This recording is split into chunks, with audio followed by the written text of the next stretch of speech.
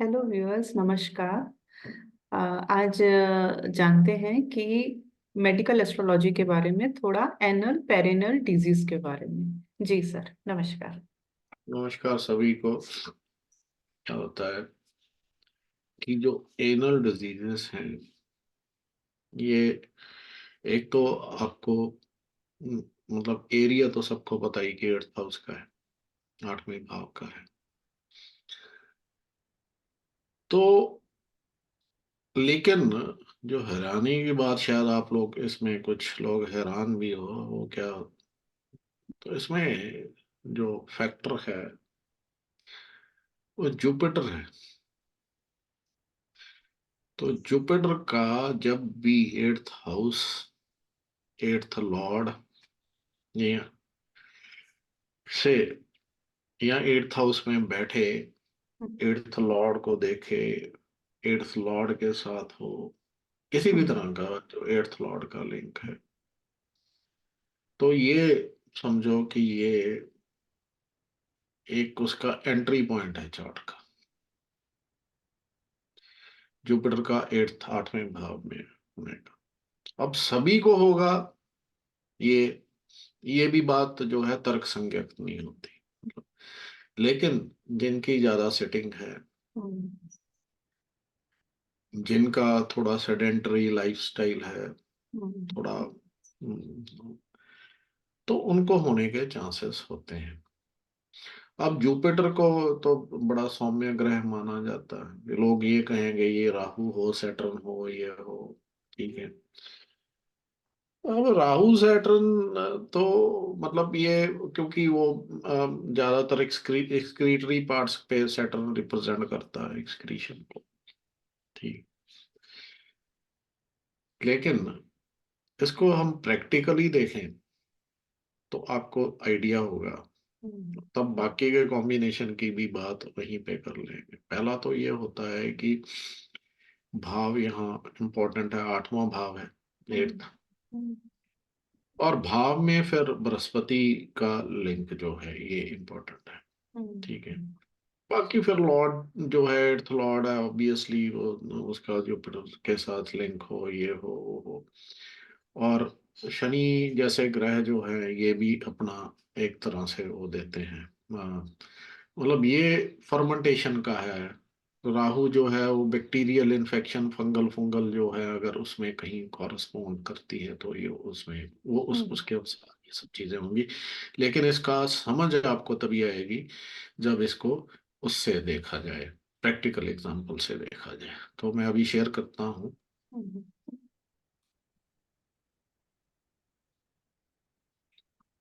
अब इसमें कई सारी चीजें हैं, ये पाइल्स का चार्ट है, हम्म। ठीक है। तो यहाँ ये पाइल्स का चार्ट है। तो ये देखिए, यहाँ पे जो बृहस्पति है, ठीक है, वो एक तो शनि के साथ है, हम्म। और 10वें भाव पे, मतलब शनि के साथ ही नहीं है, मतलब ये शनि के साथ संबंध रखे हुए हैं, संबंध है, मीन्स कि दे आर रिलेटेड। और ये बृहस्पति जो है, ये 10वीं दृष्टि कहाँ जा रही है, 8वें भाव पे, मतलब शनि के थ्रू, शनि की हम्म। 10वीं दृष्टि जो है 8वें भाव पे जाएगी, हम्म। ठीक है। और दूसरा क्या है कि जो डिस्पोजिटर है हम्म। इनका, सूर्य, ठीक है, वो शुक्र के साथ बैठा हुआ है। हम्म। 8th लॉर्ड जो है वो शुक्र के साथ बैठा हुआ है, लेकिन इनका डिस्पोजिटर जो है सूर्य, वो शुक्र के साथ बैठा, मतलब सूर्य। हम्म। तो इनका डिस्पोजिटर के थ्रू भी उसके साथ लिंक है, और शनि के थ्रू भी है, शनि भी उसको स्पेक्ट कर रहा है, आप देखो ना। हम्म। तो शनि के थ्रू ये यहाँ पे जो ये बात हो रही है, ये सारी शनि के थ्रू हो रही है। हम्म। बृहस्पति का लिंक जो है 8th हाउस और 8th लॉर्ड के साथ, वो शनि के थ्रू हो रहा है, ठीक है।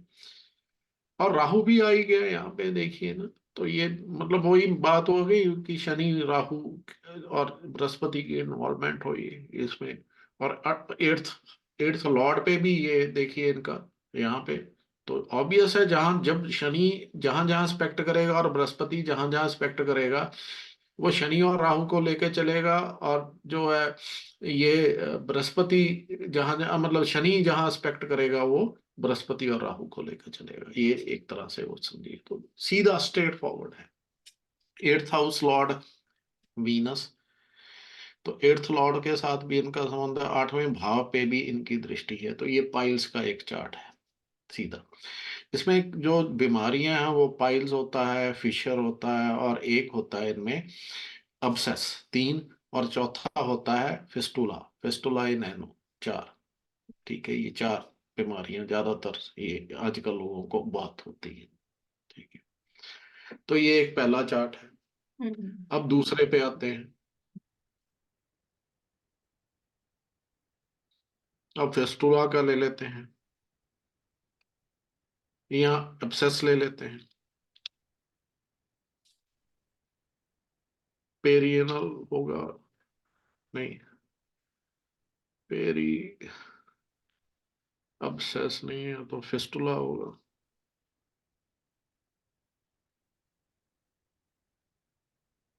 नहीं, ये फिस्टुला का चार्ट है। ठीक है, ये एनल फिस्टुला का चार्ट है। तो यहाँ जुपिटर जो है वो वीनस के साथ बैठा हुआ है। और तो यहाँ एट्थ लॉर्ड जो है वो मरकरी है, मरकरी के साथ सैटर्न है। ठीक है, शनि के उसमें प्रभाव में वो है ही। अब बृहस्पति का शनि के साथ, या बृहस्पति का बुध के साथ कोई लिंक नहीं। ये लेकिन इनका राशि अगर वो देख लोगे, जो सर, राशि दृष्टि का कंसेप्ट है, तो वहां से ये बात समझ आ जाएगी कि राशि दृष्टि का जो है अगर वो चले, क्योंकि यहाँ पे जो है ये अ, मर्क्यूरी का फिक्स्ड। डिस्पोजिटर वो बृहस्पति की राशि में। तो मरकरी का डिस्पोजिटर जो है, हाँ वही मान वो उस तरह से हो जाए ये, या वो हो जाएगा। तो और राहु की दृष्टि है इसमें, एट्थ हाउस में सन है। ठीक है, ये थोड़ा डिफरेंट है, लेकिन बात वही है कि कहीं मतलब इसकी राशि दृष्टि से देख लो तो थर्ड एस्पेक्ट सीधा है। मतलब ये जो है फिक्स साइन है जिसमें जुपिटर बैठा है, और ये जो है ये वो दूसरा साइन, मतलब ये आपका वो है क्या कहते हैं, मूवेबल साइन है, तो इसमें ये तो है ही। ठीक है, तो पीछे की दृष्टि यहाँ नहीं दी जाएगी, मार्स तो नहीं, मार्स मार्स को नहीं देखेंगे ये, तो ये उसको तो जरूर देखेंगे ऑब्वियसली। तो एक ये है। इसके अलावा मैं आपको एक फिस्टुला का और दिखाता हूँ, यहाँ abscess turned out to be जो है वो, तो यहाँ तो सीधा है, स्ट्रेट फॉरवर्ड। ठीक है, तो आप देखोगे कि जुपिटर सैटर्न का लिंक यहाँ पे भी है। ठीक है, और जुपिटर का मरकरी के साथ भी है जो कि एट्थ लॉर्ड है। ठीक है, तो यहाँ एट्थ लॉर्ड के साथ ये हुआ, और ये शनि के साथ भी हो गया उनका, इट इज रिलेटेड, और शनि और राहु दोनों से हो गया। ठीक है, और तो एट्थ लॉर्ड के साथ भी हो गया। तो यहाँ ये है, मतलब अब्सेस था, फिर फेस्टुला बना, और फेस्टुला की ये सर्जरी हुई। ठीक है, तो ये हो गया।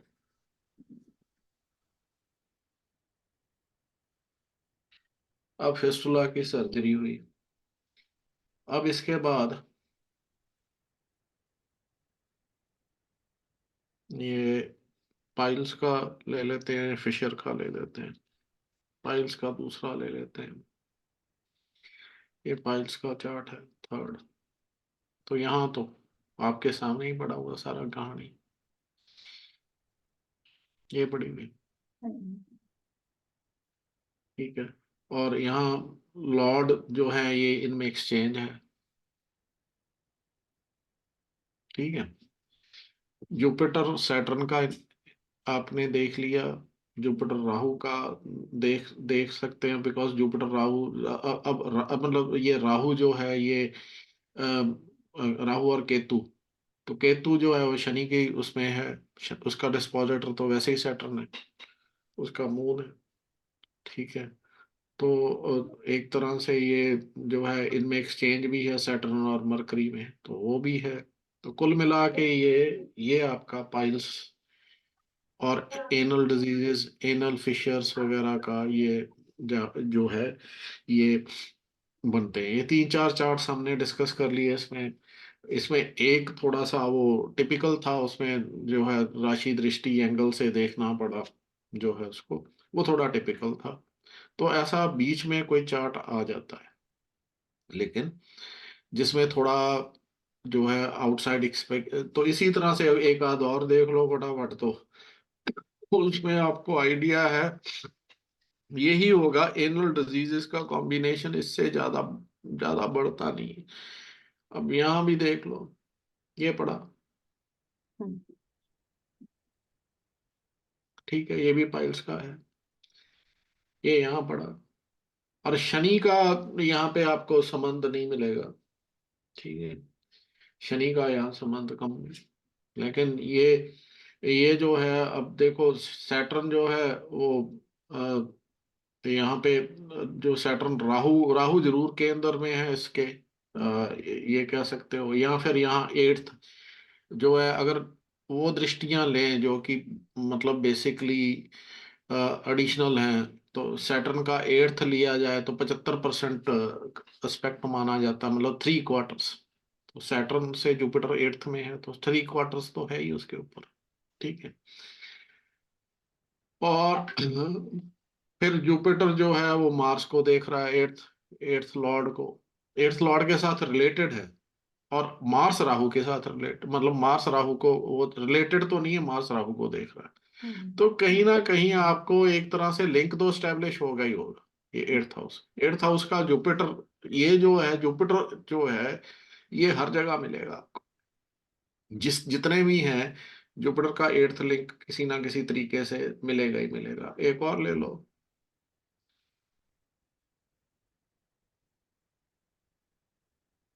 चार तो हो गया, ये पांच, ये सर्जरी, ये लो। तो यहाँ मरकरी जो है एट्थ लॉर्ड, वो जुपिटर के साइन में, और यहाँ एक्सचेंज भी है इनका, यहाँ एक्सचेंज भी है, और सैटर्न जुपिटर को देख रहा है।